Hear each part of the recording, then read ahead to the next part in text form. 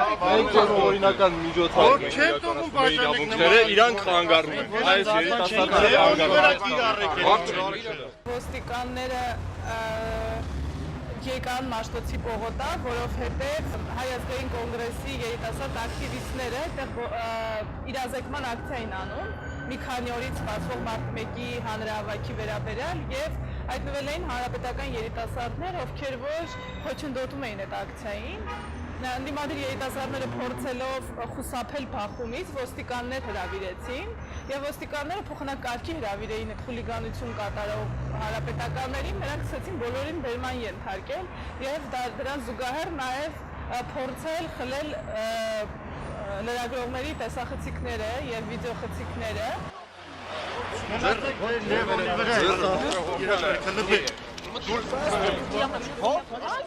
Մաշտոցի պողոտայի այդ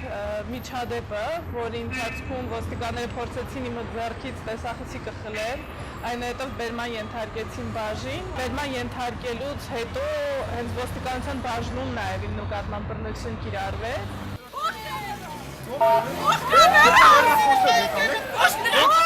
Գաղտնակետը այն էր, երբ որ իմ սենյակ մտավ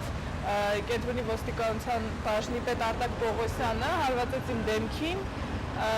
խլեց իմ հեռախոսը ու այսպես դուրս եկավ սենյակից։ Չեմ անջատել։ Վարչական օբյեկտ է։ Անջատել տեսախցիկը։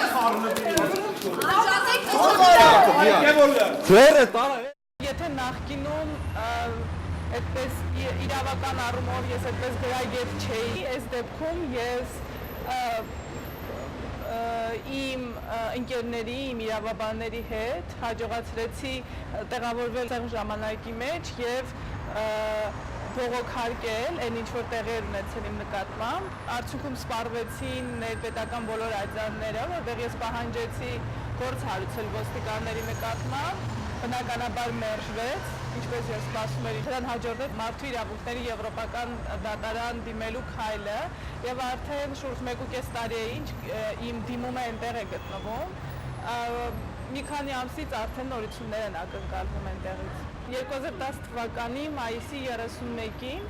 երբ որ մի խումբ ընդդիմադիր երիտասարդներ փորձում էին մտնել Ազատության հրապարակ եւ քաղաքական զբոսանք անել, եւ այդ ժամանակ մի քանի 100 ոստիկաններով պատնեշ ստեղծվեց։ Այնուհետեւ ոստիկանները սկսեցին ամբողջ քաղաքով վազել երիտասարդների հետևից, բերման ենթարկել, համարյա բոլորը ազատ արձակվեցին, բացի մի քանի ակտիվիստից եւ ինձնից, ես այդպես ձերբակալման ենթարկվեցի 72 ժամով, 2 օր այնտեղ նայած հետո ուղեկցեցին լոգասենյա եւ ես այնտեղ լողանում էի։ Ես լսեցի դրան հետևից ձայներ, ինչպես ծիծաղ, եւ նկատեցի, որ դրան անցքի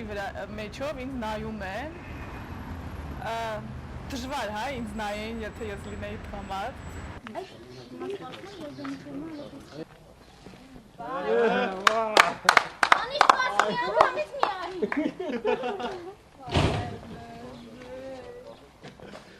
Երբ որ ես ազատվեցի ձերբակալությունից, այդպես իմ ծանոթներից կային մարդիկ, ովքեր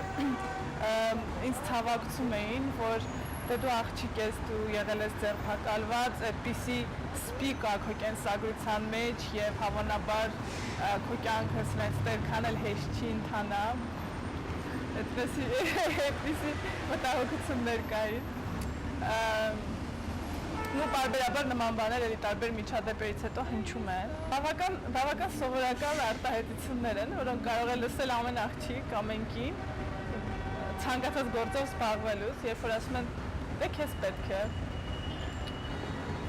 Պետք չի գնա զբաղվի քո անձնական գործերով։ Ուրիշ աշխատանք գտի։